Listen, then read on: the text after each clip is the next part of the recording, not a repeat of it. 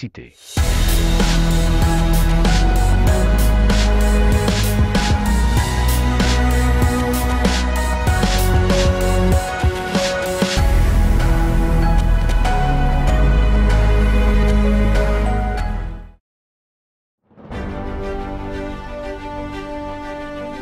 Dia mbola faly miarabantsika tsara avy indray manaraka ny fandaharana le 20h15 eto amin'ny M24 fandaharana izay miresaka ny ankehitriny. Namanareo lolo zonantenaina no miaraka aminareo ary araky ny mazavatsika eto amin'ny fandaharana dia manana vahiny isika dia tsy zany fa ny namana Eliara Bevahiny izay efa fantatritsika ihany eo amin'ny tontolo polizany satria dia izy no filohan'ny antoko otrikafo fa ankoatrany maflohan'ny otrikafo any namana Eliara Bevahiny dia filoha lefitry ny antoko fimazy fikambanan'ny Masikoro eto Antananarivo izany ary izay indrindra no anisan'ny fototra anankiray izay horesantsika androany famelohan'izay dia miarahaba anao namana Eliara Bevahiny tonga soa eto amin'ny fandarana le 20h15 indray. Miarahaba manokana anao analolo, miarahaba ny eto amin'ny M24 ihany koa ary miarahaba ny mpanaraka ny fandarana ny an-tokantrano any. Araka izany dia mankasitraka sahady zay ny amin'ny famalinao ny antso nataon'ny M24 ary ianao dia mamaly foana izay antso zay atao zay ka dia ankasitrahana ny zavatra zay nokasaina androany dia isy ny fampiresahana indrindrandrindra iresaka isika mafilohan'ny Masikoro faloha lefitra moa zany Masikoro anao eto Antananarivo zany hoe rehefa miresaka Masikoro sika dia niany Toliara zany tonga ao an-tsaina avy hatrany. Nisy ireo fikambanana izay avy ao amin'ny plateforme des jeunes politiciens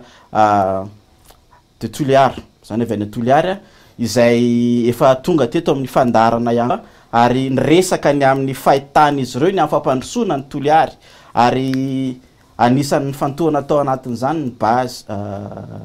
Toliara nisy resaka izay nivoizina ary niresahana atao anatin'izany ny amin'ny tokony anosehana an'izany mba hampandeha an'izany base Toliara izany ny vokatsoa izay raisina ao anatin'izany tsy tonga mory zareo androany ianao ny tonga eto iresaka mikasika an'izay ihany koa isika ny fahitanao aloha voalohany indrindra amin'ny ankapobeny zany hoe tetikasa mikasika amin'ny base Toliara izany.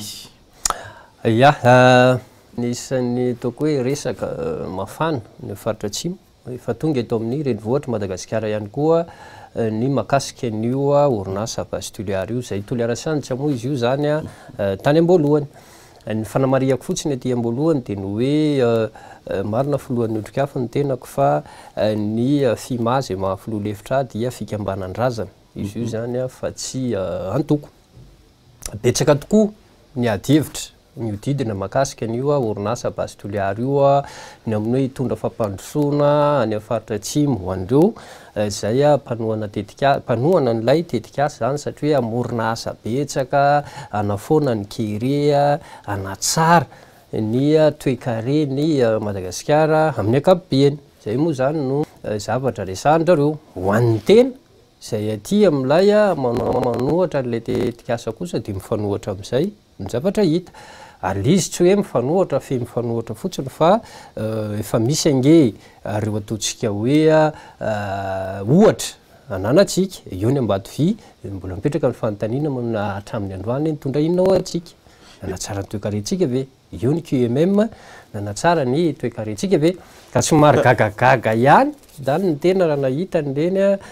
zay ny vahiny teto aminareo moa zany le hoe avy amin'ny plateforme nationale des jeunes politiciens de Toliara amo naany ary dia manaraka ny fandaranareo foana hatrany amin'ny tambajotran tserasera dia nahita an'zareo ny vahiny teto dia lizy moa zany za tsy tena manokana zahay aty amin'ilay manohatra n'ilay tetikasa tsy de gaga loatra raha mahita olona miteny sala amin'ireny satria miteny ny vola ao anatin'ilay izy saingy ny manahirana fotsiny dia ozy ary zany no mijery an'zareo hoe sahan'zareo moa zany ny laza teto amin'ny plateau anareo fa hoe zahay ilay manohatra dia voakarama ohatrany variana ihany ny tena hoe mijery an'lay fandarana ozy hoe de iza moa zany no anakaramanay amin'ny fiarovanay ny tanindrazanay tanindrazanay le arovana de izy no andeha anakaramanay tenako manokana teraka atao amin'ny commune Kilmalinika avy ao avokoa ny ray aman-dreniko ao izahay no milevony na melany ny dadabe sy ny bebe anay zay eo atana 100 hektara mahery isan'ny voatoana isina toko hoe voakitika voalohany ao anatin'le izy koa zany satria amin'le commune Kilmalinika misy ny site ny base toliara misy ny ranobe voakasika amin'ny vantana dia amin'ny antoko misy ny tena mijoro miaro an'ireo nosy malagasy ireo mijoro miaro ny fitrandrana volamena kasainy sonosaka atao tato Somamanana isan'ny manakina isan'andro lafiratsiny reny oentiny ambato visy io QMM io de androany zany mijoro manohatra le tetika asa base toliara de voakarama tragaga aloha hoe ahoana ary zany fomba fijenin-dralàna raha zay sa ny irahana ry zareo iresaka an'izay dia zay moa ka atao ahoana ohatra ny olona voahiraka rehetrarehetra ke tsy tompony tenanao ianao zany fa rehefa zay nasina teneninao de miteny ianao any a zany no mahay fandara satria tany amin'ny faritra atsimo iny zany zay nandenakany amin'ny commune Kilmalinika tao fokontany Benety Saririaky Antsanisia sy ny karazany satria nampiseho an'izay lay fanoheranay an'ilay tetika asy zay de any zany no mahita an'ilay fandarana nataondrareo teto de ato anatin'ny fandarana koa moa zany izy manonona manokana hoe te hiady hevitra aminay lay manohatra de vo maika zany finaritra hoe mahafinaritra zany fa isy oatra zany ve de tokony tsy mbola hiakatra avy any atsimo miteny io fa mbola tokony lavalava ny asa tokony ho natao tany fa nola ifanasandrareo hoe hiady hevitra eto amin'ny plateau anareo de miazakazaka miakatra avy any tonga gaga indray nefa rehefa tonga eto sady tonga melohany lay fandaharana no tena ry zareo efa milaza hoe efa eny andalana nandrasana ady mpamataranandro 3 rehefa aveo indray manana olana any amin'ny fitsarana tsy miantso kory fa ry zareo indray no atsola dotrany variana ihany ny tena hoe fa ahoana ary zany fa saingy tsy olany fa sehatra ihany koa zany tony ahafahana mampafantatra bebe kokoa an'ilay hevitra anoherana n'ilay tetika asy zay zany le izy ary melohan'ny fanontanianao manaraka nareo tsy fantatra fa variana hoe ay ve misy an'izany PNJ zany koa ny faritra tsy inona tiako tenenina rehefa mafana oatra zao ny rahapirenena rehefa tombotombotra ohatran'io ny fifidianana rehefa misy tombotsoa mena miravoravo maromaro ohatran'io de misy fikambanana misy atoko politika tsy fantatrao hoe avy aizy zany miforona de variana hoe ay ve misy an'ilay PNJ fa tsy anjarako aloha ny andeha hitsara an'izay fa ozy aho hoe faly fotsiny zany rehefa hoe voniady hevitra ry zareo kanjo moa zany amin'ny ora farany tsy mipotra ry zareo de ozy tsy mimpanininy zany fa toizatsika hatrany ny fotoana satria betsaka ihany koa ny vaovao tokony horesahana tamin'izay iraka natao farany teo zay makasika an'io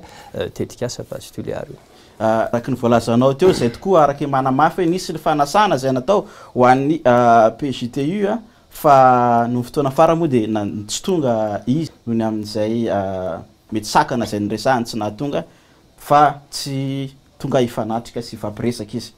melohany idiratsika ao anatin'ny lalindalina kokoa amin'izay resaka base toliara zay de misy oronan-tsary kely zay hoarahantsika milazalaza mikasika an'izany de andeha hoarahantsika zay de aveo toizatsika ny ady hevitra mikasika anty base sy ny salasala hoe nareo fima fa zaho coopérative aby fa masikoro nanome tany any babanay hatra miagnavaratsy hoe namboleanay haty nambolea zay raha teanay tatoliareo tamizay mba sipetraky zao ambany andro zay ty natanay directeur commercial niaraka aminareo tetoy ka laha nareo atoy ro ny renay ao henonay fa hoe hadalainy zao bazy zao tsy ny salasala ho lafa nare amin'ny fimafika ambany masikoro Antananarivo iaraka aminareo koa fa toko hoe lahatsika tsy magnengy overevereny bazy am'izao resaky drala zao tsy raha misy bazy ho tafilitsy eto zao tsika tsy tokony ho ambata an'ireo malagasy longotsika reo ny resafiny zokobe velimasy teo bazy toy ohatra hoe olo fanily tsy handeha mananjary agny olotrandraky fasimainty agny nandesan'olo kopikopy baka agny nanao kriaday bakao nilay lafa nilay amizay hifototra amitsika eto zao tsy manao hoe ndao patsisitsika amizay sagnatria fe laha maray koa moa mety tsy ho hay mety tsy ho lignin'olo tsy mampirisika antsika hialy zay sagnatria fa mila mitsanga atsika miaro tanatsika toy. Zay ny horonan-tsary zay narahantsika mikasika ny base Toliara ny fiarovana ny toerana moa zany zay tia ny base Toliara idirana araky ny horonan-tsary zay narahantsika teo ny hevitra avy any amin'ny mpanohana an'izany base Toliara zany ametrahana azy dia ny filazana fa anisany hitondra vokatsoa ho an'ny tanora izany orinasa zany ary ho an'ny fiarahamonina ihany koa satria hitondra fampandrosoana ary indrindraindrindra anala ny tanora ao amin'ny tsy fisin'ny asa zay zany ilay izy satria anisany mampikaikaika ny olona ny mponina ny fahasairanana eo amin'ny tsy fisin'ny asa indrindraindrindra misy moa zany dia nilaza mihitsy hoe efa leo zay mitarika aposy fa itya misy orinasa anankiray zay vonina analanay ao amin'izay asa fitariana posy mety hoe fahasairanana izay ianareo etsakilany dia mametraka fa tsy ilaina izany zavatra izany fa tsy hitondra fampandrosoana akory ny fanontaniana zay mipetraka zany zao dia hoe amin'izao fotoana zao raha ny zavatra hita dia hoe tsy hisy fampandrosoana ka tonga ty orinasa ty milaza koa ianareo fa tsy mitondra fampandrosoana lay izy zao tsy hisy fampandrosoana tsy mitondra fampandrosoana ny tanina mipetraka zany dia hoe satria mety mbola tsy tena ny asa lay base Toliara fa nijerena amin'izay nataony Ambatovy sy QMM dia inona zany no ataontsika hoe fototra ny hevitra zay hoentinareo ilazana fa tsy mety tokoa ity anankiray ity satria nampitahy anareo tamin'ny QMM sy Ambatovy ilay izy sao dia mba anala tokoa ny mponina raha ny Toliara zany ao anatin'ny fahantrana ity orinasa ity fa ianareo nefa milaza hoe tsy mitondra io inona ny fototra hevitra zay hoentinareo mikasika an'izany iangy amin'ny zavatra misy tsika na lolo zay le ataoko hoe Madagasikara ane sy ny faritra atsimo iny amin'ny ankapobeny efa manana ohatra mazava tsara vokatry ny fisiny ny fitrandrahana vavety resaka Ambatovy tsika teo resaka QMM teo fa niresahana manokana n'le QMM dia noho izy koa ao amin'ny faritra atsimo ary Pyrénées io aloha zay tsara marihana ihany koa fa ny faritra atsimo misy azy ny fampanantenana nge natao tamin'izany fotoana zany ka mitovy amin'izao atao atondry zareo ao amin'ny orinasa base Toliara zao sy ireo le olona rehetrarehetra ampiasain'ireo zareo nga manana zavatra resahana akoatrany hoe ampandroso io hiteraka aso io anafoana ny kere io anafoana ny fitariana posy ozy izy le namana tonga atao namana ihany aloha tsy maninona tonga teto aminareo teto dia ho zay hoe afady aza mifanambaky tsika tsy tokony hobadona ny vahoaka malagasy ny vahoaka ny atsimo raha ohatra ny QMM ka nanafoana ny kere nanafoana ny fitariana posy tokony tsy nisy mpitary-posy trony zany amin'izao moa izy efa cyclo-posy efa tsy tokony nisy cyclo-posy trony zany eo amin'ny renivohitra Toliara tsy atsimo ray manontolo iny vozy hoe avaiza moa zareo koa nge mety tsy malala fa zay moa le izy hoe hiraka ny azy dia ataona moa hiraka arak'izay ny fanarahany zareo tany dia manao an'ilay hiraka zareo voatra ny hitanao ihany koa hoe tsy tompony tenany iza moa ny akamarony mitarika posy ao amin'io renivohitra Toliara io ny atandroy tena mialatsiny tsy sanatria ray tanindrazana amintsika ireo malagasy ohatra atsika ireo tsy sanatria akoa ireo manambany tsy izay fa ny tena tiako tenenina dia zao raha nanafoana an'izany hoe fitariana kere resahandrareo zany ange ny orinasa QMM haninona ndeha hiparitaka eran'ny Madagasikara ary ireo le mpiray tanindrazana amintsika atandroy ireo satria resahako manokana ireo satria ireo ny foko miparitaka indrindra amin'izao fotoana zao eran'ny Madagasikara satria maninona ozy hoe korana vitan'izay mission zay ny QMM fa maninona zareo no andeha hitady ravinahitra toerakafa zay zany aloha hevitra anankiray dia efa tsy efa mandiso an'ilay resahandrareo hoe anafoana ny kere sy ny tsy fananana asy io manarakarak'izay de izao tsika raha iresaka ny fampandrosoana ny faritra atsimo iny betsaka ny zavatra azo atao betsaka azo atao ny tenanay zao toko hoe filolefitry ny fikambanany masikoro arivolay to Antananarivo mampitarika politika ihany koa betsaka ny sosikevitra efa nalefa hoe mieritreritra mpandroso an'iny faritra atsimo iny ve tsika zao avy ny zavatra tokony atao zay zany le izy fa tsy orinasa bazy toliara androany no resahanareo satria nareo voakaraman'ilay orinasa no andeha hiteny hoe ampandroso atsika io eto de misy zavatra tsara ho mariana tsika koa milaza fa fatra-paninaja n'lay atao hoe état de droit fananiko atao amin'ny teny vahiny mihitsy le hoe état de droit azo andino angefa raha suspendu ny orinasa bazy toliara tamin'ny 2019 manomboka amin'izay koa tsy mahazo manao communication na serasera ry zareo fa gaga zany ny tena amin'izao fotoan'izao fa isan'andro ianao mahita ny serasera mpanaoviny orinasa bazy toliara sy ireo voakaraman'ireo satria maniny mandeha be lay vo fitondra fanjakana koa moa zany mazava ho azy manohana an'zareo anatin'izy matoa afaka manao an'izay serasera zay zareo fa tsy manara-dalàna nge le serasera ataon'zareo hoe tsy tokony afaka manao serasera reo dika zay tokony ho voasazy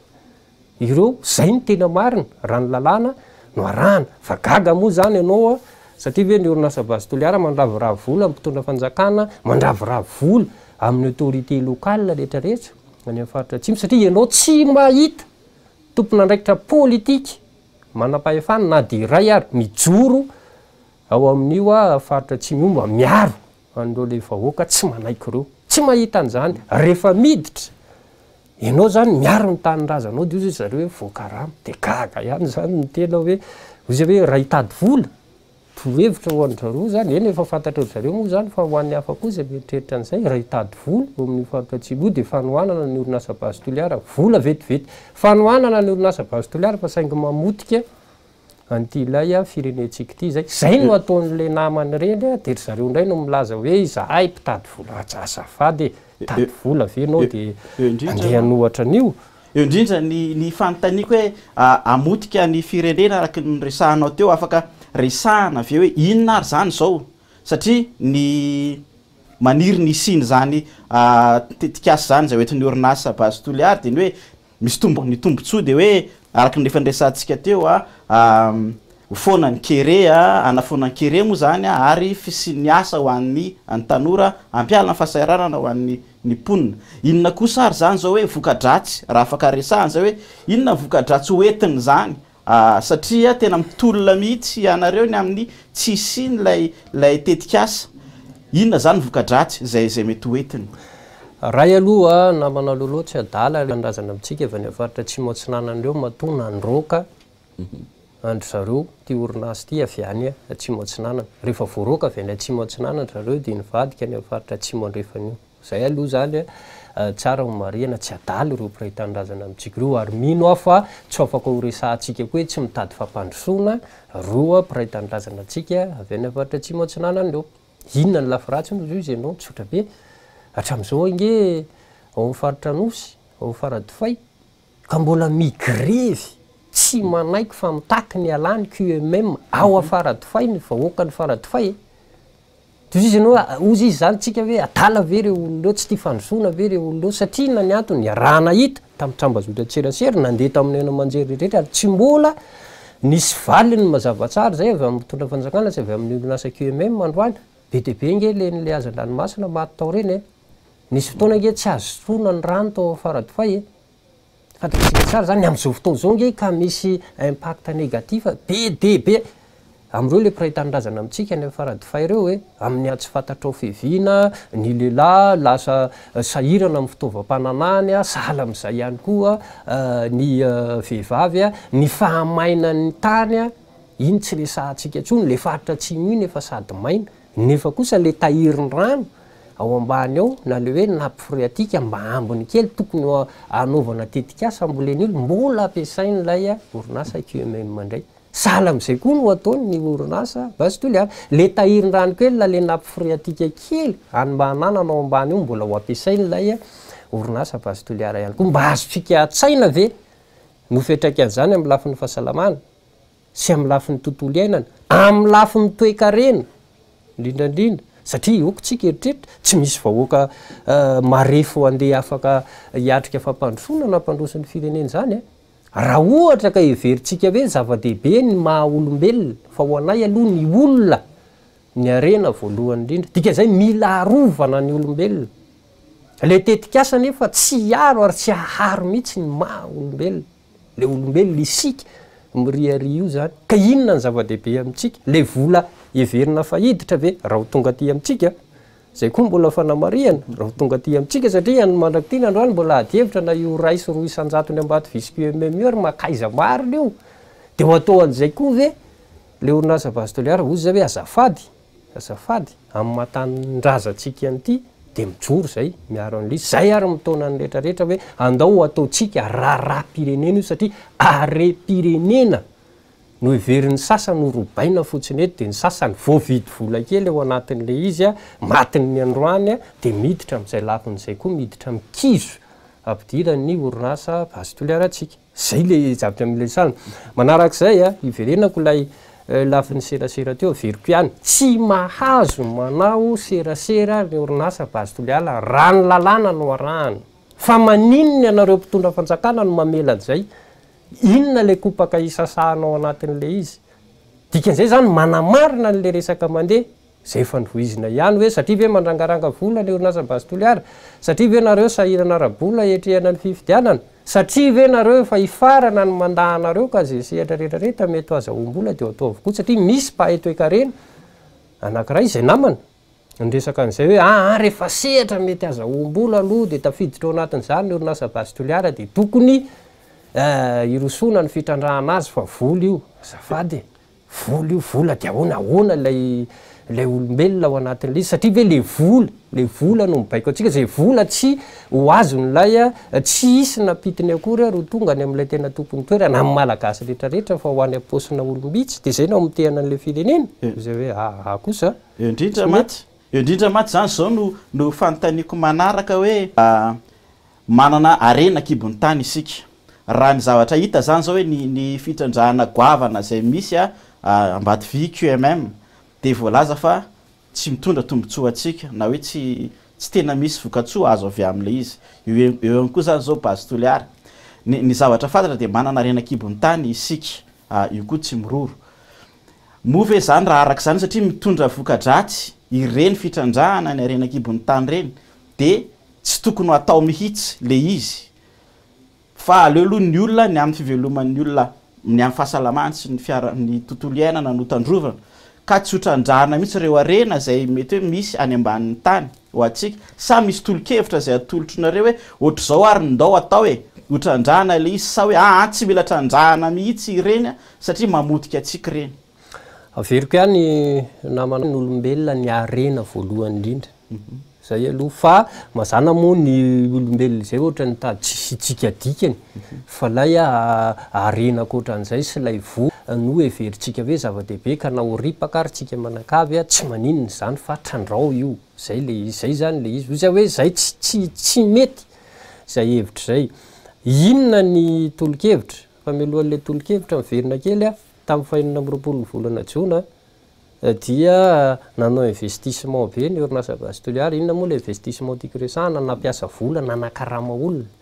dia nanao filaharam-be niaraka tamin'ireny le mpanao matso tao amin'ny bord de la mer tao Tuileries t-shirt ny rehetrarehetra filaharana lava de lava satria nitaomina tamina camion mihitsy ny olona de nomena t-shirt de io sandaina 5,000 ariary vita ilay filaharana le 5,000 ariary lasa 500 ariary raikitra amin'izay ny ady satria tsy zay ny nampanantenainy zao koa de eo zany zareo ny alaala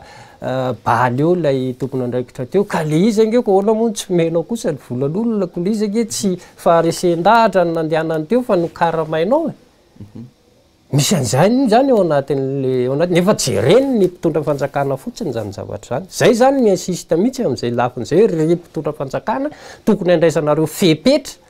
ny orinasa pastoliara sy reo olona rehetrarehetra karamainy fa mbola miantona io miantona miaraka am'izay koa ny serasera ataondreo dika zay tsy manara-dalàna zay zavatra zay tokony andraisana fepetra zay fa tsy ety ny zavatra sahala amin'izany raha mieritreritra hoe tanytandalantsika ny tranga nisy farany teo tao amin'ny fokotanin'ny Benetsy fa tany koa moa ny in'ilay horonan-tsary nandeha teo iny tany nyhetsika nataona iny tao amin'ny commune Kilmalinika zay vao tamin'iny herinandro iny zany tonga mbola manao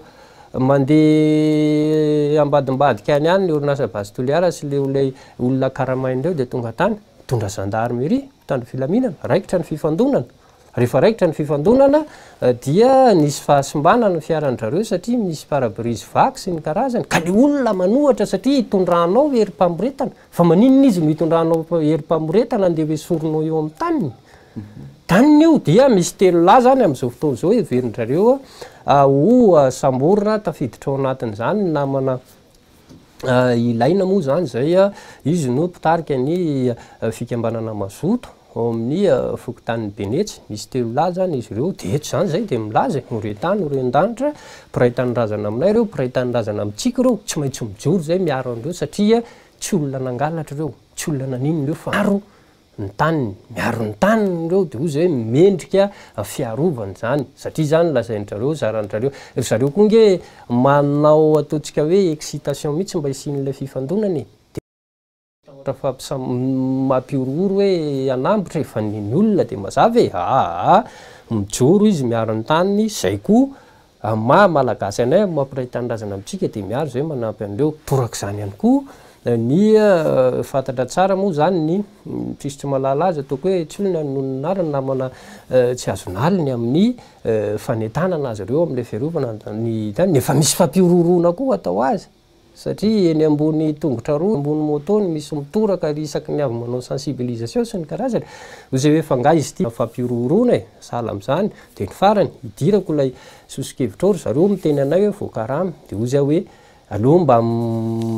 mba manao fanadiadiana kely any alohan'ny teny zavatra hoe iza moa le olona iverinareo voakaramy io ny tenako amin'ny mafoloha lefitry ny fimahavy fikambanany Masikoro Arivolahito Antananarivo avy sa mafolohan'ny Otrikafo avy misy olon-dehibe koa nge miaraka aminay eo zay tsongolo-olom-boly eo amin'ny ao amin'ny tanàna eo amin'ny faritra atsimo dia izy tsy alalan'izany kolonely Fanampery zany ve dia ozy hoe iza ny olona afaka hiteny fa mahavidy volan'izany dia miaraka aminay eo zany misy iza ny olona afaka miteny fa hoe mahavidy vola ny fikambanana Zanadriaky na ny fikambanany Masikoro Arivolahito Antananarivo no resahako fa za tsy miresaka nasionaly rehefa miresaka ny ny Masikoro Arivolahito zany izy isan'ny niaraka aminay na kahery sy nanao an'ilay tolona farany teo ny isan'ny filohan'ny coopérative avitra ray amin'ny filohan'ny coopérative avitra moa mba tsara ho fantatsika zany coopérative avitra zany coopérative avitra zany ny ray aman-dreny Monja Jaune no nanangana an'izany tany amin'iny distrika ny Toliara faharoa iny zanany lahy iny resaka niaraka taminay teo iny tao anatin'ny kabary iny misy afaka miteny hoe tsika hoe mahavidy an'izany olona zany koa zay hoe zay le ataoko hoe aleo mba manao fanadiadiana ihany sy mieritreritra kely alohan'ny tenenana zavatra fa saingy ho anay tsy olana ho anay zany satria tanindrazana le arovana inona le sosikevitra ozy izy ianao tsotra be farafaratsy ny anakoroa ngeza be nefa nalefanay ray ny foko vezo zay misy ny place Zanadriaky valo ambin'ny folo fokotany ao amin'ny distrik'ny Toliara voalohany sy Toliara faharoa dia ireo fotsiny zany efa misy asa mididina ny roa alina eo le mpiazo ireo zany ny mpiazo andresako tsy mbola miresaka ny mpivarotra le azan-dranomasina rehefa aveo sy ny karazany asa roa alina zay nefa ny asa mpanatendray ny orinasa base toliara 4 arivo zay ko raha mba manao isa-kely manao kajy kely fotsiny ve tsika roa alina sa 4 arivo izy ny majorité zay tsika vao miresaka ny hoe manahoana ny foko Masikoro sy le vezo mipotaky zay ny atao hoe vezo mipotaky dia ilay vezo efa tsy miaina any amin'ny ranomasina intsony fa miaina amin'ny fambolena sy ny fiompiana vao isantsika ve hoe firy ny olona manomboka eo amin'ny commune Belalanda zany hoe ny lalam-pirenena fahasivy ny resahako ka hatrany amin'ny commune ny Befandrina avaratra misy ny Alamikea satria ao anatiny fantatsika ve firy anetsiny ene zany hoarinao amin'ny asa 4 arivo dia ozy izy za izay amin'ilay sosikevitra isaky ny misy ministra ny jono vaovao miova isaky misy fitondram-panjakana miova dia manao an'ity foana zay hoe avozy re io le fifanarahana amin'ny lafiny jono na le hoe accord de paix io satria tsika nosy dikan'izay mila fehezitsika iny ranomasina iny sy ny arena ao anatiny ao tolo-kevitra y zany dia tsotra be avozy io fifanarahana io dia efa nanome modely mihitsy eo zao ny fiheveranay fa mampety an'io ho zay hoe tsy tokony hoekentsika ntsony ty le hoe sy orinasa miaraka amina samo avy any dia manao mitondra fanjakana antsika fotsiny dia ny vondrony eropeanina moa mpikambana ny vondrony eropeanina ny tena betsaka manjono aty amintsika aty aty amin'ny ranomasitsika tsy voakontrôle antsika kory hoe firy-taonina moa na firy kilao ny azan-dranomasina azony tao akoatran'izay le sambo entiny zareo iny atao kilany sambo ray fitehirizana ny azan-dranomasina atao kilany efa usine mamadika an'iny ao anaty vy fotsy dia jerenge lefa avoazantsika hoentiny zareo miverina ny amin'ny fotsiny iny averiny aty amintsika indray dia tsika mivita lafo ho zay hoe tsy azo ekena ntsony zany dia nitolo-kevitra tsotra be izay kompania maritime meritreritra hifanaraka amin'ny tsiketo aka ny azan-dranomasitsika eto aza velantsony miasa eto raha ohatra ka tsy manaorinasa ahafahana mikirakira ny azan-dranomasitsika eto na mamadika azy amby fotsy na manamaina azy na mamadika azy amina vokatra hafa zay no atao hoe misy valeur ajoute an'le izy eto raha zay no ataotsika dikan'izay afaka atao tsara ny manangana orinasa tsisy nahariary ny mpitondra fanjakana ary tsisy nahariary ny fanjakana ary miala am'izay afaka atao tsara ny manangana orinasa manao transformation ny azan-dranomasitsika manomboka eo afaradifay ka hatrany antsiranana firy ny asa foroniny zany am'izay fotoan'izay tsy malana olana koa ny fokovezo ny zanadriako hoe soronao eny amin'iny ranomasina zay ivelomany iny sy namelomany ny razany azy iny zay zany ohatra fotsiny amin'ny resaka fifehezana n'iny ranomasina iny zany akoatran'izay koa alefaso ny tetikasanareo anampiana ny mpiaza rehetrarehetra eto Madagasikara efa mila fanampiana nge ny mpiaza eto amintsika ny amin'ny lafiny fitaovana na amin'ny lafiny teknika fiazana sy ny karazany io satria efa milalina ianao vao mahazo azan-dranomasina fa maninona ny tsy ampiana amin'izany lafiny zany tsy mila vola hafa koa zany ny vola miditra amin'ny kitapom-bolam-panjakana fotsiny azo avato amin'reto le orinasa mitsangany reto ahafahana manampy ny apahany andreo lay vezo sy ny ao zao moa izy efa tsy voafaritra ntsony hoe ny vezo ihany ny mpiaza fa efa misy ny foko rehetrarehetra eny na ny aveto anivotany ary efa misy zany vola avy am'ireo ihany no anaovana an'izay tolo-kevitra voaloha zay mahakasika ny mpiaza zany fa ny faharoa amin'ny fambolena sy ny fiompiana alefaso ny tetikasanareo hoe be deaibe ny tetikasa azo atao anampiana ny foko masikoronra zany zay sy ny karazany hoe anampiana ndreo le mpamboly sy ny mpiopitsika ireo satria malalaka ny faritra iny ho an'izay efa nahita azy fa ny tsy mahita azy moa dia le manao laza masaka fotsiny sy ny efa nahita fa voakarama dia milaza hoe faritra maina be ity faritra iny tsy zara ara ve misy ny tetikasa bastoliary ho zay hoe azo atao koa zany ny tetikasa anampiana ndreo lay mpamboly sy mpiopitsika ireo satria zao raha mijery ny eo amin'ny sehatra resam-pirenena koa tsika zany koa nge mba mila jerentsika fa tsy hidy eto fotsiny tsika raha ilohantsika mbola tsia maleo tenitsika amin'ny lafiny ara-tsakafo fa maninona zany tsy ampiasaintsika reo tany malalaka be ireo ary ny faritra tsimo iny tsy vitany malalaka fa isan'ny tsara ny nofotanyny ary tsy mitady rano be ny fambolena sy ny fiompiana amin'iny faritra iny maninona zany tsy atao ampiasao le napy freatika eo tsika eo ambany eo zay nge tsy nanohatra n'lay forage na hoe veriny mpitondra fanjakana ho atao satria zany no iziko forage ambolen'ny olona sy ompiniko fa mandraky ty aloha ny androany tsy hitantoyany iny le sakafo zay nga nijoro nanohatra an'izany satria asoan'le faritra de zay hoe fa maninona n tsy zany no ataotsika ary limilesaka ny sehatra resam-pirenena azo rehefa kelikely afaka 10 na 12 taona ifampitediavana ny sakafo eto ambonin'ny tany fa maninona ny politika atsika eo amin'ny lafiny fambolena sy ny fiompiana tsy ori ao an-tena any amin'izany hoe ahoana no anampiana ny tatsa ahoana no anampiana ny mpiopy satria tena raha ohatra tsika ka mahavita n'izany projet zany sady afaka mamelona ny voaka malagasy aloha ny voalohany indrindra rehefa aveo afaka manondrana ihany koa zay hevitra anankiroa zay zany efa alefanay foana fa enoy zany raha azon-damosina fa zany moa ny tena marina kosa mitaky fotoana kely zany fa tsy vita eno eo fa le orinasa base toliara androany mamoaka million d'euro million de dollara de tsy tatiny sasany le izy hoe ela be zany ko ty vola eno eo tsika koa moa le pays de moramora ozy izy ny vahiny de mora daholo ny zavatra rehetrarehetra de te hampandrosan'ny Madagasikara tsika de te hanamoramora zavatra eo fotsiny fa tsy te hitsemboka ozy hoe tsisy zany ka feany ozy hoe zay sanatry mihitsy ary sanatriavinay impito mandifotra olona le etreritra hoe satria zay manohatra ny base toliara de hoe manohatra fampandrosoana efa hitatsika rehetrarehetra ny modely am'ireo le grande mine misy eto amintsika ireo de ozy hoe rehefa tsy mitondra tombotsoany be sy ny maro ohatra ny orinasa base toliara io le izy de mijoro kosa zay misakana n'le izy fa ianareo le voakarama kely de mandeha manohana an'io samotarain'ny tataritsika samotarain'ny tataritsika satria samy malagasy ety any fa zay aloha zany nininona resahanareo mijoro zay amin'ny herinay rehetrarehetra manao zay sakanana tsy ampandianan'io orinasa base toliara io satria hamotika any Madagasikara hamotika ny voaka malagasy fa tsy ny faritra atsimo ihany rehefa misy mpiray-tanindrazana amintsika anankiray matany malagasy ny anaran'izay dikan'izay ho zay hoe tokony ho sarotonitsika amin'izay lafin'izay fa tsy ho matana vola kely androany fotsiny indrindratsika araky ny sotra zay natolotrareo de ho amin'ny fiompiana sy ny fambolena ary ny fanjonona zay zany ohatra fotsiny zay ohatra zany hoe zavatra ety ambony tany avokoa no konotrandrana mba hahafahana mivelona mampandroso ny faritra sy Madagasikara zany hoe araky ny hevitrareo zany fitrandrana zay atao any ambany tany ny fitrandrana ny arenakibony tany de tokony ho ajanona tanteraka ve ny fanontaniako faharoa de zao hoe sao de base toliara mihitsy no tsy azoazonareo fa raha misy hafa any aorina any tonga manome vola indray de ozonareo hoe andao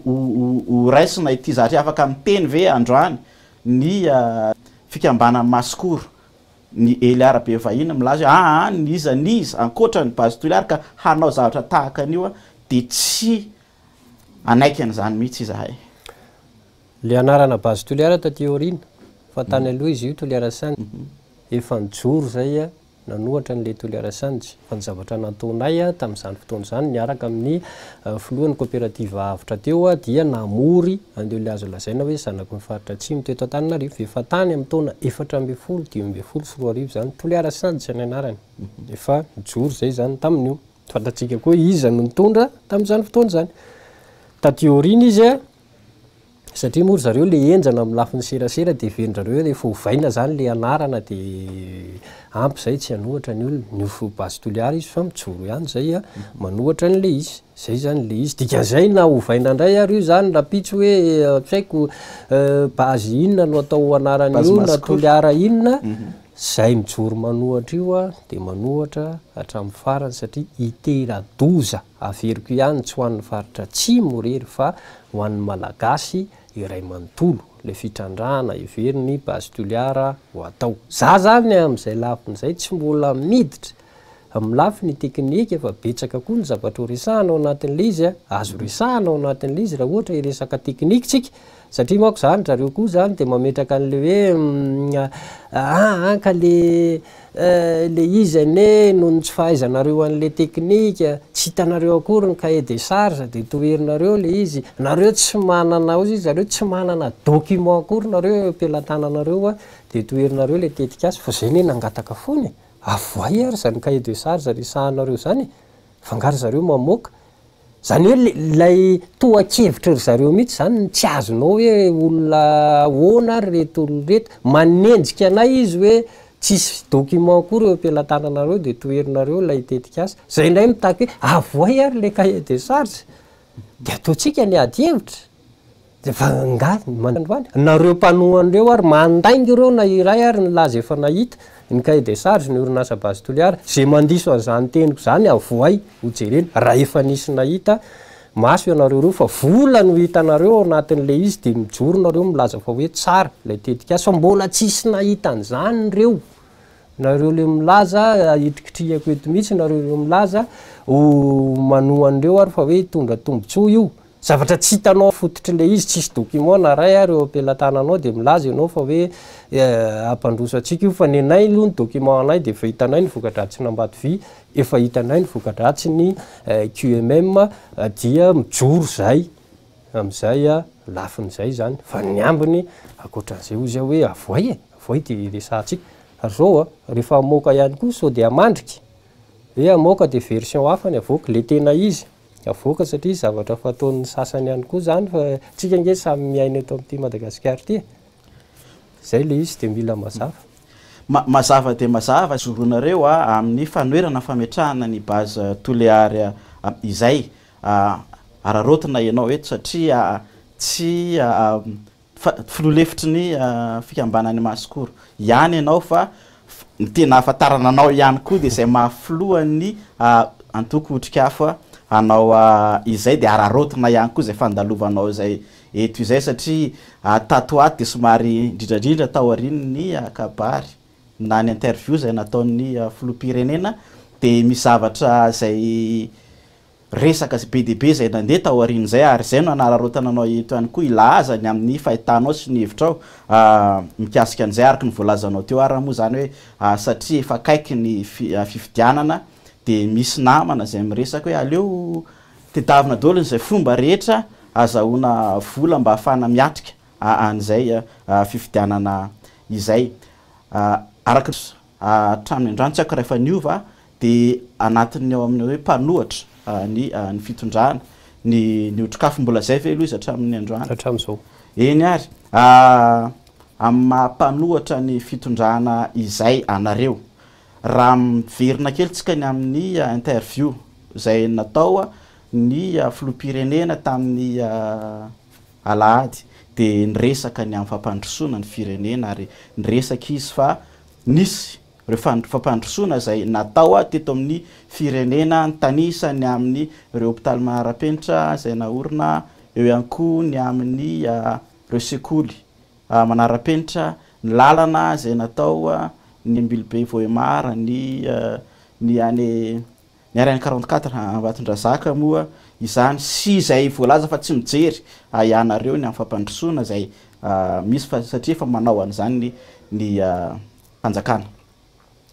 ahoana fahitanareo an'izay hoe satria mbola manohatra nareo androany mahita tsy fampandrosoana ve nareo zay ngamba ny fanontaniana hoe mahoana fahitanareo an'izany resaka zay resahan'ny filoha zay milaza efa ao anatin'izay lala ny fampandrosoana zay isika mamela manaloloha ataoko anaty finosana kely sady amaranana le resaka base toléary no ifindra makany amin'izay marina tokoa le voalazanao hoe mpisedra politika ny tena maflohany antoko otrikafa fa io zavatra io anaty finosana voiziny lay milaza fa makasitraka ny orinasa base toléary le maflohany antoko otrikafa ny teny io efa mijoro zany ny tena de le avelany le fihevina ozy zareo zany fa le amin'ny mahafilohana antoko zay de io fa manao récupération politique resaka base toléary ny ampidirana politique ety manana ambition politique angamba de mandrebireby ny voakany toléary am'le resaka base toléary de zany za zany varina amitsy ray décision politique nge no na suspendu ny orinasa base toléary dika zay décision politique ihany koa no mamahany io zavatra rehetrarehetra resahantsika eto resaka politika ary pirenena nge no resahany inona ny fehezana an'izany politika no ifehezana an'izany vaoaka aloha tsika tsy diso hevitra fa nendrareo moa tsy fahadisioka hevitra le izy fa mauvaise foi mihitsy satria na tiako tenenina am'le mauvaise foi isan'ny tena tononoko mihitsy ny anarana satria zavatra nisy zany teto amin'ny firenena filohan'ny antenimera-pirenena teo aloha nge mahafaritsy Samuel zay isan'ny taleo amin'ny orinasa base toléary ao ihany koa ny secrétaire général ny ministère ny serasera teo aloha misehatra misy anareo ty Guy Laurent raha manakamonjy ny député ny ex député ny toléary voalohany teo aloha mana Florent Parfait ao anatin'ny base toléary avokoa zany olona resahako zany ireo lay autorité ao faritra tsy mandrefana amin'izao fotoana zao ny solom-bava-mbahoaka ny be ny tanàna hatramin'le be ny fokotany ozy hoe mpanao misy ve zany namana loloha fa fatarako an'izany mpanao politika mpanao politika ny fahafantarako an'izany ary mampiteny mpanao politika be deaibe koa ny orinasa Bazitoliara sy mercenaire politika be deaibe fa rehefa mijoro amin'izay re le arabe vahiny sy ny kare sy ny namany mpanao récupération politique izy zay toetrany valiny tena izy mba mitediavinareo a toa-kevitra hafa fa tena maivana zay zany lizy tena maivana be amin'izay lafiny zay ny mpampiteny anareo sy ny namanareo rehetrarehetra mpanao politika tena enjehanareo amin'izay lafiny zay fa ho ana assumeko satria za mpanao politika miaro ny tanindrazako miaro ny fireneko de ijoroko zay kasika n'ilay fanontanianao teo a de nia zany jery ny kabary any atsimo moa no mahita niny tsy kabary moa zany le izy kabary na mpanatenaina reny ny zavatra nisy de za tsy de gaga satria ozy hoe frantsay le miteny malagasy ny resahana de izy gaga ve tsika raha tsy mifankahazo ny resaka ka frantsay sy malagasy no miresaka normalina be raha tsy mifankahazo ny resaka tontolo anankiroa samy hafa mihitsy ny misy an'izany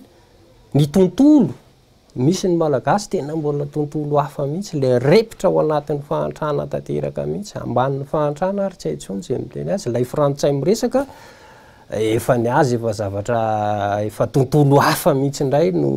misy azy de ozy hoe tsy gaga raha ohatra ka tsy mifankahazo lay resaka satria mifanalavitra mihitsy lay réalité iainany ao anatin'le izy satria raha mijery an'ilay frantsay miresaka ianao de tena hafa mihitsy ny zavatra resahany raha mandeha raha ny Madagasikara ianao mijery an'le malagasy ohatratsika de izy tena mbola zavatra hafa ihany koa no iainany dia eo atenatenany eo zany misy mpitehaka be deaibe tsy fantatrao hoe frantsay sa malagasy sa tompomena kely tsy fantako zay fomba itsona azy fa de tsy fantako na azo ny akory na tsy azo ny resahan'ilay frantsay miresaka eo fa de mitehaka izy ohatrany hoe mandatsy alagasy manaraka n'ilay fandarany zany zay ny any ohatrany fomba hitako azy fa tena tsy hitako zay resahana zay fa raha sahala amitsika isanao samy malagasy no miresaka de ohatrany mba mibetsaka ny zavatra azy horesahana fa ty frantsay sy malagasy de tena ozy hoe raha malagasy lay filoha tsy ohatran'ireny mihitsy ny zavatra horesahany satria malagasy ve ny filoha de tsy alala ny olan'ilay vahoaka malagasy zay hoentiny fa ozy hoe nola izy tsy malagasy angamba de zay no tsy ahafantarana n'ilay zava-misy eto satria variana mihitsy ianao mijery an'ilay zavatra misy raha misy zavatra maharary ny vahoaka malagasy de ny fanjanahana nataony ny frantsay azy ary mbola ao anatin'ny fonony sy ny eritreritra ny vahoaka malagasy zany zavatra zany lay frantsay miresaka nefa miteny anao nga raha miala 10 kilometatra miala ny Tananarivo misy malalany zany resaka nationalité frantsay nationalité frantsay moa ny resahany azy zany hoe mbola nationalité roa fa lizy nge le maha-frantsay azy mihitsy ny resaka de veriny zany hoe tsy malalany zany ny vahoaka ny atsimo ny any avaratra ny any atsinanana ny andrefana sy ny katsy enao nge manoloana n'lay malagasy rehetra no miresaka saingoza hoe fezy moa le izy hoe frantsay sy malagasy tokoa le miresaka de tsy hitanao zany na manalolo zay teny andraisana an'le izy satria vahoaka frantsay hafa ny olany vahoaka malagasy hafa ny olany lay miteny nefa mieritreritra hoe saiko ve revetiko reto sa malagasy de tsy mifandray zany le resaka zay ny ano fahitako an'le izy fa manahirany sady mampalahelo miresaka ianao hoe tonga de napetraka hoe frantsay lay miresaka zany hoe apetraka ao tsay mihitsy ny filoham-pirenentsika zany ny filoham-pireneny Madagasikara manoloana an'izay satria efa hiditra ao anatin'ny fifidianana isika izao tsy hoe la amantoko politika anareo inoko fa manana an'izay vinavina izay ihany koa amin'izay resaka fifidianana izay raha ny filoha no frantsay ary raha ny fizotrin'ny fandeha fitondrana amin'izao fotoana zao de irotsaka ho amin'izany fifidianana izany mihitsy ihany koa satria rehefa nametraka ny amin'ny caution tokony aloha de zao no nolazain'ny filoham-pirenena hoe aleo esorina ireo zay candidat farfelu zay moa nolazaina azy hoe zay tsy mahazaka an'ilay vola de aleo tonga de miala noho izany ny fitondrana zany manana an'ilay vola de afaka mirotsaka indray ho amin'ny fifidianana manoloana an'izany ahoana ny fahitanareo na hoe ina fanapahan-kevitra zay mety horaisinareo manoloana ny filoham-pirenena lazainao teo fa frantsay izy a kanefa dia manana vinavina sy fikasana le tsy niresahany mivantana ary zay ny amin'ny mbola irotsahany ho filoham-pirenena indray ahoana fahitany otrokafo an'izay fanamariako voalohany aloha amin'ilay fanontanianao tsy izany nametraka an'ilay filoha frantsay fa izy no nametraka ny tena no frantsay ny sorony mamalagasy azy fa aloha ny safidy ho frantsay izy nagataka an'izay satria tsy za akory no nangataka naturalisation ho azy fa izy no nangataka an'izay dikan'izay anjaran'ny vahoaka malagasy no mieritreritra hoe ahoana moa no mbola anekenany zany a zavatra zany de mbola tsy gaga ihany koa ny tena zany na mijery an'le hoe ho atao 1 milliard de francs ny caution na ny antobola amin'ilay a fifidianana satria nge mipetraka foana le mahafrantsay izy zany mise référé amina euro ny euro nge 5000 ariary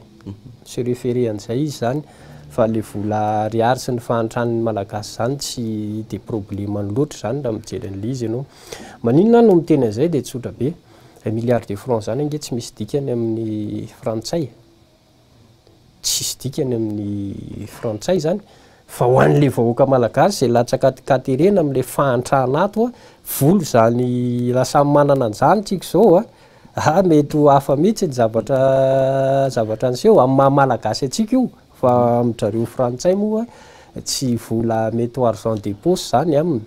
de zay ny ataoko hoe ilay tontolo misy atsika mihitsy no tsy mitovy le réalité iainana no samy hafa de le valiteny koa zany manahirana mijery azy hoe ohatrany hoe aloha ataoko mahitsy aloha ho an'ny olona mafia ihany ny fitantanana ny Madagasikara tena mahitsy ohatran'izay le izy satria le 250 millions de francs nge le caution tamin'ny farany teo efa niteraka resabe efa betsaka no menimeniny ny am'izao natao 1 milliard de francs de ozy hoe iza moa zany no ny fitantanana ny firenena zany eto tsy natao an'ny olo-marina tsy natao an'ny olona titandraza tsy natao hoan'ilay vahoaka malagasy zay ny 5 isan-jato mahery ny ao anatina fahantrana tanteraka tsy natao an'izay zany ny fitantanana ho an'ny firenena raha manana finiavana ianao manana hevitra tsara ianao anavotana ny Madagasikara tsy natao anao zany zay zavatra fa natao an'ny olona mpangalatra rem-pirenena mpanodikodina rem-pirenena mpitondra afaka migalabona amin'ny rem-pirenena zay ihany zany natao hitondra ny Madagasikara ty ka mipetraka amintsika malagasy le fanontaniana hoe mandram-poviana moa zany no ahafahantsika manaiky zavatra sala am'zany satria mbola mikasa irotsaka zany le frantsay io de ozy hoe anaiky an'izay ve tsika raha niotrikafina anontanianao efa ely zay no nijoro tsy nanaiky an'izay lafiny zavatra nationalité anakiroa rehefa olana be maika fa ty hoe tena frantsay mihitsy de mahatsiaro an'le film France Afrique sy le Zelamac ny bokyny France Afrique ny François Xavier Versave tena moa zany isan'ny miondana an'izany de tena hitanao tokoa hoe ny ala tamin'le lazaina fa fahaleovan-tena saritsaryntsika 709 nakaty niditra tao amin'ilay France Afrique nisy ny cellule Afrique ny Élysée zay ry Focard no nitondra azy de io indray nametraka n'ilay mpitondra taty Afrique zay le avy zanatan'ny frantsay ny mena fahaleovan-tena saritsarindreo de netsondro zareo ny mpitondra zany de hoe lay gouverneur noir tamin'ny fotoanandro ny président Gabon Omar Bongo ny pilier tamin'izany lafiny zany mpametraka ny mpitondra saribakony frantsay aty Afrique le gouverneur noir zany de hoe malagasy ohatratsika le mpitondra eo fa ny ao anatin'ny fony sy ny fanahy sy ny eritreriny eo de frantsay izy de ozy hoe tena mbola ao anatin'izay tanteraka zany tsika mbola gouverneur noir noa mitondra atsika tsy volokoditra io tsy resaka volokoditra io fa le ato mihitsy le mibaiko anao ery ambony ery de mbola zay zany ny zavatra misy de ozy hoe ry malagasy firaitandrazana 13 taona tiorina le fahaleovan-tena sarindokitra ty mbola anaiky an'izany ve tsika raha niotrikafina anontanianao de ozy hoe zay tsy manaiky ary ijoro hatramin'ny farany am'izay le hoe andao toherintsika zany fa tsy avelantsika ho viravirain'ny frantsay ity firenentsika ity fa anjaratsika no mametraka mpitondra mpanjaka tena malagasy hoa nefa tsy ampy le tena malagasy fa zay hitatsika hoe itsinjo ny malagasy sy afaka anavitra atsika eo am'izao fantrana mangitsokitsoka iainany fireneny zao fa mandrora mihitsy lanytsika raha ohatra mbola manaiky an'izany hoe vahiny no avelatsika hitondra nytya Madagasikara ty frantsay ny voaresaka androany fa za manao hoe vahiny de ozy hoe tsy tokony eketsika zany fa lalàna atsika koa nge tsy mametraka an'izany ny constitution atsika na ny lalàna mifeny fifidianana hoe misy frantsay tokony afaka irotsaka eto satria le olona frantsay ozy hoe tsy mety zany raha tsy ohatra indray ngatsika ka tsika mihitsy mitady ny korontanany firenena sanatria satria hoan'otrika avy zany mba misitona ny saina maneritreritritsika rehetrarehetra hoe fa inona ihany zany ny zavatra iverintsika hoe hitsanganana eto amin'ity fireneny ity zay tsy mitarika ny voaka malagasy kory andao hikorotana tria foza hoe andao horaisina tanana ny fitantanana nyty Madagasikara ty fa firenentsika ty isika ny malala ny marary an'ity tsika no afaka manavitra an'ity fa tsy frantsay mihitsy de nenay aloha de zay andao tsy anaiky am'izay amin'ny fomba hoana andao ifampiresaka fa zay no mazava-dehibe an'ilay fifampiresahana andao ifampiresaka de ho hitatsika io zay tokony atao fa ozy hoe tsy azotsika eritreretina hoe frantsay nanavitra ny Madagasikara malagasy ihany no afaka manavitra ny Madagasikara zay zany neny otrikafo raha manontany ianao anatin'le izy satria marary anay le fireneny ary mino aho fa marary anao marary ny mpanaraka atsika marary ny malagasy rehetrarehetra de andao hitsoro efa manantombotra sahady ny famaraparana ny fandarana président nizatra anisan'ny tranga voaingana maly akory arany amin'ny lafin'ny baccalauréat zay tiako raha mba anaovanao réaction kely ny amin'ny tranga mikasika ny baccalauréat satria dia misy ny fuitiny sujet histogeo araky ny tranga ary teo no ny sy ny savorovoro ary nisy fanapaha-kevitra ihany koa zay ny raisiny fitondram-panjakana manoloana an'izay nyfantaniako farany zany androany de hoe inona no mety ho réaction zay afaka resahanao mikasika an'izay sy mety hoe fampiherezana an'izay mety mbola miatrika an'izany fanadina zany tonga baka izy sady marary ny mahamenatra satria ny sehatry ny fanabeazana raha te hampandroso firenena ianao io no tokony omena asiny voalohany indrindra eto amintsika le izy tena voahitsakitsaka tanteraka zay sehatra ny fanabeazana zay de ozy hoe ahoana moa no everantsika Madagasikara mamirapetratra Madagasikara androso no anaovantsika ny fanabeazana zay eo anatin'le antoko miady am'le hoe mila miova ny rafitra eto amintsika tafiditra ao anatin'izany rafi-pampianarana ny trangany sehomaly de ozy hoe tsy tokony isy ady hevitra be izy ny tompony andraikitra voalohany ny ministera ny fampianarana ambony melahy tena melahy fa mamotika ny firenena fanetry be ny firenena tena mahitsy le izy fanetry be ny firenena satria ny fanabeazana ho any fototry ny fampandrosoana raha io nanaovana azy ahoretintsika ampandroso ny Madagasikara zany de zay ny tenenina hoe melahy rehefa tsy matsapa-tena hiala esory raha tsy hoe tompony andraikitra ihany koa reo lay tsy mety manala azy ao anatin'le izy de tia mpamaranana ozy hoe makahery an'leo tanora malagasy rehetrarehetra mpiatrika ny fanadina fa azo atsaina tsara le izy satria nandalo teo am'izany ihany koa ny tena nandalo teo am'izany fanalana n'izany fanadina baccalauréat zany tahaky ninona ny fanomanana sy ny fitaitainana an'izany ao anatin'lay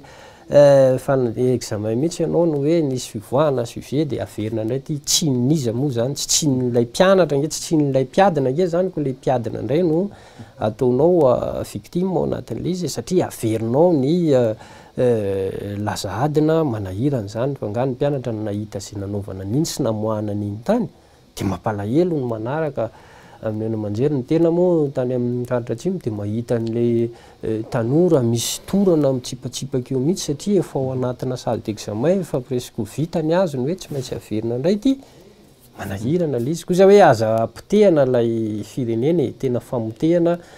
firenena zany zay tokony andraiky tsy mavita ary tsy tokony hijanona eo amin'ny ministry ny fampianarana ambony fa zay tokony andraikitra rehetrarehetra miodidina ny examen zany tena tokony akisaka mihitsy ary tsy vitany akisaka misy sazy satria manapozina ny firenena ny olona sahala am'izany manana finiavana ratsy amotika ny firenena satria io nge zany zao na tiana na tsy tiana dia andeha indray ny resaka rehefa avy hoe baccalauréat 324 de inona indray no fiantso azy baccalauréat 324 zay tsy omena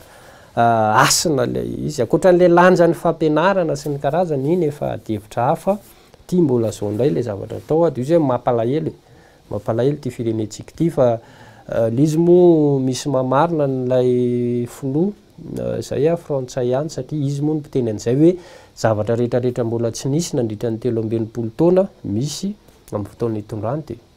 tena marina tokotra ny loha le izy mijery ianao kotaiza kosa moa no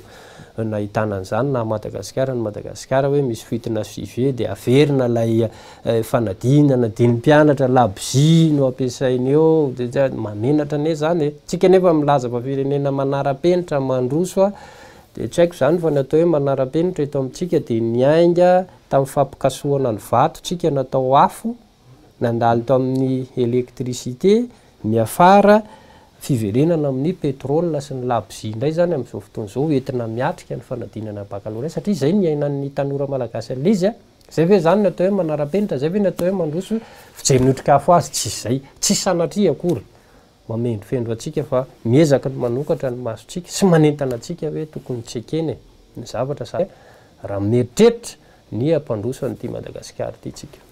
eny ary ankasitrahana feno ny amin'ny fanekenao ny fanasana nataon'ny fandarana le 20h15 eto amin'ny M24 fa mialoha indrindra ny anakaritorantsika ny fandarana de sao de misy afatra tianao ampitaina mikasika ny resaka zay fanaovantsika teo ny base toléara eo ankoa ny ara-politika zay tsy diatsika kely ny resaka mikasika an'izay raha mizahatra koa tsy voaresakitsika kanefa tianao ao ampitaina de fotoana naterahana an'izany izao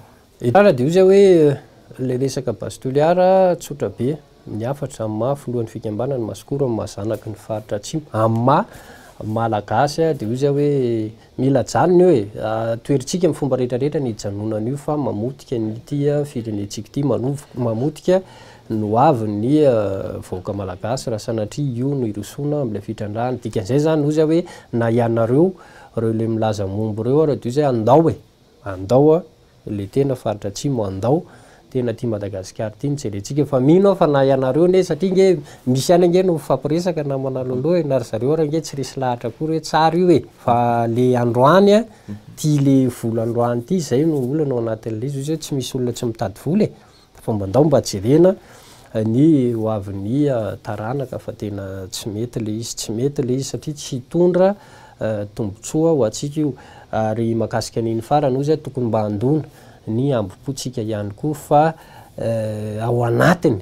zay mihotrikafo ndresahako tsy resy lahatra mihitsy hoe mbola maleo tenytsika tika zay ny fahinina am'roapolo volana jona mbola adevitra hafa iny fa saingy io moa zany ny eken'ny be sy ny maro eo de io zay hoe ao anatin'ny fahinina am'roapolo volana jona mihitsy ve no manao zavatra sahala am'ireny ny orinasa base toléara manakarama olona mampilahatra olona zadiny fa raha miresaka fiandrianam-pirenentsika ao ihany koa ny fiandranana amin'ny lafiny tanytsika leo iverintrareo trandrany tika zay tokony hosarotony tsika am'izay lafin'izay fa tena manitsaka atsika tapindoha mihitsy le izy resaka politika amin'ny akabeany de io zay hoe mandalo kiondalany Madagasikara am'izao fotoana zao tsy mananjo anao ajosonatsony isika am'izao kiondalana lalovany fireneny zao raha ohatra mieritreritra ny voany Madagasikara am'izao fahasairana zao inona no lakile an'izay ny fifampiresahana ihany no zava-dehibe raha ohatra tsy tiatsika iletika ty firenentsika ty fa raha ikrizatsika io fifidianana io de io zay hoe tarika ny firenena makany amina krizy vaovao indray tsika ny amaranako azy mivezivezy eran'ny Madagasikara indrindrandrindra ny lalam-pirenena fahafito potika tena potika ny lalana eto amintsika ao anatin'izany ny lalam-pirenena fahafito tena potika io zany tokony mba jereny reny hoe inona no azo atao fa manana vahaolana ny am'ireny angetsika manana ny be milagna angetsika manana ny tsy mororo angetsika resahantsika zany amin'ny fotoana mampety azy fa betsaka koa ny zavatra azo resahana sy hevitra ao anatin'izany tika zay tsy tokony andry million de dollars sy million d'euro avy any amin'ny mpamatsy volontsika fa ananatsika ny matière première ananatsika ny goudron ahafahana mamita an'ireny lalan'ireny ary eto de manararoatra olo koa hoe ozy hoe tsy voaresaka teo fa tsidiko resahantsika amin'ny fotoana manaraka ty lalamby ty mamelona toe-karena nge io lalamby atsika io tokony ho jerena fa tsy vonoina ohatran'io i Madarel satria tena vonoina ilay izy FCE ny voaresaka tato ato tsy FCE ihany fa ny FCE moa no tena mikaikaika dia taraina ny olo satria misy zone zany tsy misy lalana mihitsy fa ny FCE no mamela azy amin'iny faritra Tsimotsinanana Fianarantsoa sy ny karazan'iny fa be deabe ny eto amintsika ny makany Atsinanana koa tokony ho jerena lalamby zany zay eran'ny Madagasikara tokony horakofatsika ny lalamby raha miresaka lalana zany tsika misy anankitelo tsy goudron ihany fa io lalamby io tokony ho jerentsika fahatelo be deabe ny reny rano mampitohy an'ity Madagasikara ty tokony ho jereny zany fa azo ivezivezena avany atombotra le lazaindrareo fa hoe fifidianantsika zay izany mba manana an'izany hevitra zany atsipy ihany zany hoe misy hevitra ohatran'izany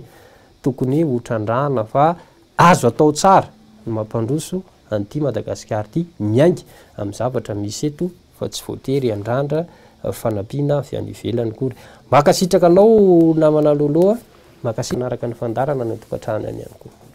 hatrany hatrany dia mafankasitrahana anao président Eliara be vahiny ny amin'ny nanaiky nasain'ny fandarana ary ny fanirianay dia zao hoe raha mbola ho asaina ihany koa ianao manaraka araka ny efa nataonao zay mamaly hatrany ny antso dia mbola tsy anda tahaky ny androany ihany koa amaly an'izany antso zany dia mankasitraka indrindra ho an'ny piraitanindrazany zay tsy mandahany zany eny ary araky ny narahantsika teo dia Eliara be vahiny